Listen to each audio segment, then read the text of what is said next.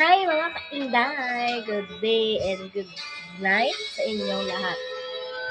Gabi ngayon, day, mga inday, at dito po tayo sa General Trias, Cavite, sa aming meeting tahanan. Kasama ko ang aking kapatid na si Anuit na matabanin. At ang aking pamangkin na walang ginagawa lagi kundi magpiano. Grace, hi! Hello! Yan.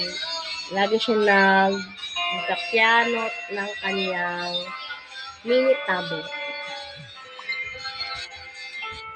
Ini-enjoy ko guys yung rest day and tomorrow will be spending work again.